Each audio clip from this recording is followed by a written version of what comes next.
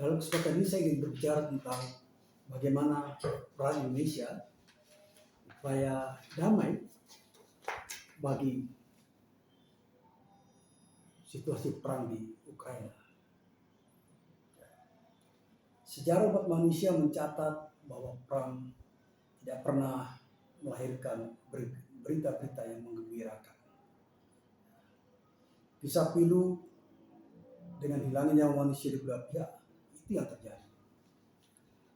Fakta ini pula yang mendorong beberapa negara berupaya memediasi perang agar para pihak bertikai maju ke meja perundingan untuk menghentikan perang.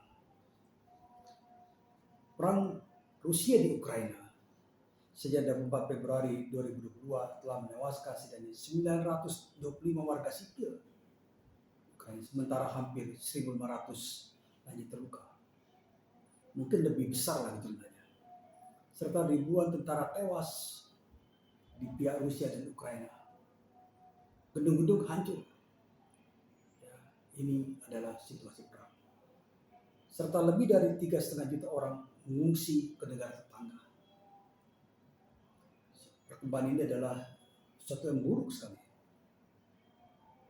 Negara Barat berupaya untuk menekan Rusia dengan embargo, dengan sanksi ekonomi, membekukan aset, membatalkan penjualan gas, pembelian minyak, bahkan terakhir adalah membatalkan penjualan batubara dari Rusia.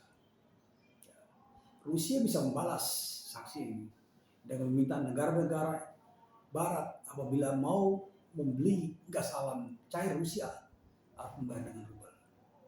Ini adalah suatu taktik yang luar biasa, bahwa rubel bisa bertahan walaupun terjadi inflasi, tapi rubel bisa bertahan. Ya, nah, kemudian memaksa beberapa negara Barat, terutama yang di Eropa, langganan gas dan Rusia, berpikir 2-3 kali untuk terlalu keras memberikan sanksi pada Rusia. Jadi sanksi ekonomi dari Barat tidak menghentikan perang ini. Sekarang persoalan lebih serius karena muncul dimensi baru. Senjata dan pelatihan militer dari Barat bagi tentara Ukraina. Ini satu kondisi baru. Dan kemudian tentara Ukraina dilatih di Amerika untuk mengoperasikan drone, matikan di Paso Washington ke Kiev. Ya. Kemudian juga Inggris merencanakan mengirim kendaraan militer ke Ukraina. Respon Rusia terhadap persoalan ini, apabila terjadi pengapalan ke Ukraina, maka itu adalah target serangan militer dari Rusia. Dan kemudian Polandia pernah berwacana untuk membentuk tentara perdamaian di Ukraina. Respon Rusia apabila tentara NATO masuk Ukraina, itu adalah perang langsung dengan Rusia. Dan Presiden Putin telah memerintahkan agar pasukan nuklir Rusia siap siaga. Perintah Putin ini direspon oleh Presiden Amerika bahwa Amerika tidak takut dengan perang nuklir. Ini adalah suatu mengerikan, mengancam seperti ini. Nah, di tengah upaya seperti ini, upaya perang yang semakin dahsyat ini, Turki mengambil peran yang baik sekali, memediasi kedua belah pihak, menjadi tuan rumah bagi beberapa kali perundingan antara Rusia dan Ukraina. Dan berhasil. Perundingan-perundingan ini menghasilkan persetujuan pembentukan koridor kemanusiaan bagi warga sipil yang ingin mengungsi, dan Palang Merah Internasional mengirimkan bus ke wilayah Ukraina. Perkembangan lain, Hongaria juga mengusulkan diri untuk memediasi konflik ini. Presiden Hongaria memiliki kedekatan hubungan dengan Putin, menawarkan untuk berbicara dengan Rusia agar perang berhenti. Indonesia tentunya juga bisa berperan ya, sesuai dengan amanat konstitusi alinea keempat Undang-Undang 45 bahwa Indonesia harus mengupayakan perdamaian dunia.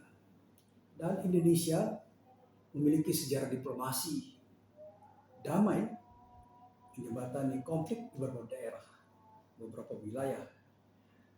Ya, misalnya kita mengirimkan tentara perdamaian ke Lebanon dan kemudian menjaga perdamaian di Palestina. Kita mengirimkan tentara ke Kongo dan beberapa negara lain, tentara perdamaian ke Afrika. Aktif menjembatani pihak berkonflik di Pilihan Selatan, membawa kelompok Moro, kelompok bangsa Moro duduk berunding dengan pemerintah pusat Filipina di Manila. Perundingan dilakukan di Jakarta. Ya, ini luar biasa. Dan kita juga memonitor ya, perang di Bosnia pada saat itu. Pak Harto turun langsung ke Bosnia, ke wilayah konflik. Kepemimpinan Indonesia ini sangat kuat sekali untuk perdamaian dunia. Indonesia bersama dengan beberapa negara seperti Burma, India, Pakistan, dan Sri Lanka menggagas Konferensi Afrika di Bandung dari tanggal 18 sampai tanggal 4 April 1955. Ini adalah suatu luar biasa. Di tengah usia muda, negara ini sudah berperan aktif dalam perdamaian dan diakui. Ya. Setelah Konferensi Afrika, Asia Afrika 1955, Indonesia bersama dengan Yugoslavia dan Mesir dan India mempelopori gerakan non-blok. KTT pertama non-blok diselenggarakan di Beograd tahun 61, ibu kota bekas Yugoslavia.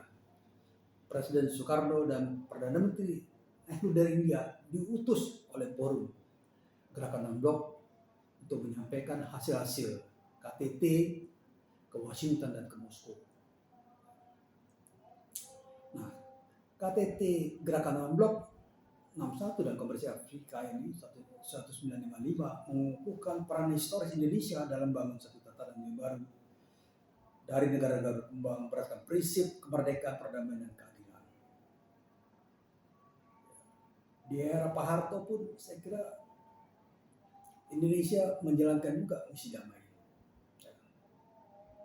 Misalnya mendamaikan kelompok bertikai di Pilihan Selatan antara bangsa Moro dengan pemerintah pusat di Manila.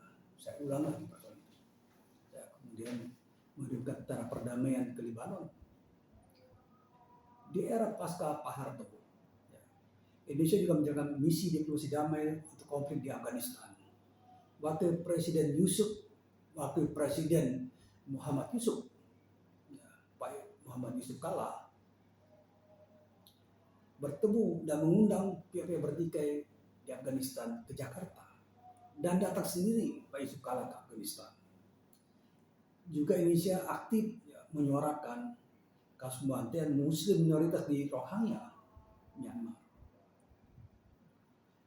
Kemudian juga saya kira dengan latar belakang sejarah ini, maka tidak salah bila Presiden Jokowi mengambil langkah-langkah konkret untuk misi damai, untuk mengakhiri perang di Ukraina dengan melakukan komunikasi langsung dengan Presiden Rusia dan Presiden Ukraina. Apalagi posisi Indonesia sebagai presidensi negara G20. Tidak salah, bahkan tidak salah menurut saya, Presiden Jokowi bisa terbang langsung ke Moskow dan Kiev. Ya, ke Moskow bicara dan bertemu dengan Presiden Putin dan ke Kiev bertemu dengan Presiden Zelensky. Ini saya kira legacy yang bisa dibangun oleh Pak Jokowi, dan mudah-mudahan Kementerian Luar Negeri tidak mengulangi lagi kesalahan dengan ikut-ikutan mengutuk perang di Ukraina. Harusnya menjadi penengah sebagaimana prinsip dari politik luar negeri aktif. Profesor Hikmanto telah mengajukan kritik terhadap langkah Kementerian Luar Negeri yang dinilai salah yang bertarmisi. Saya kira itu yang bisa saya sampaikan.